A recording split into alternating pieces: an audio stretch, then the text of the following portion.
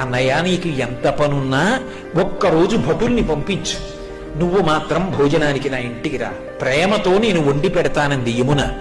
మన్నించి యమధర్మరాజు కార్తీక మాసంలో శుక్లపక్షంలో విధి నాడు యమున ఇంటికి భోజనానికి వెళ్ళాడు. ఏం చెయ్యాలి అన్నయ్య వస్తే? పరమ ప్రేమతో చిన్నప్పుడు అన్నయ్య ఏం తినేవాడో, ఏదంటే ఇష్టమో ఆ మాటలు చెప్తూ కబుర్లు చెప్తూ ఇంకొంచెం తిననయా ఇంకొంచెం తిననయా అంటూ అన్నయ్యకి ప్రేమగా వడ్డించింది. తిన్నాడు. ఏం కావాలమ్మా నీకు అని అడిగాడు. మరి దేవతా సంబంధం కదూ, వరం ఇవ్వాలి. ఆవిడ మనందరి కోసము వరం అడిగింది.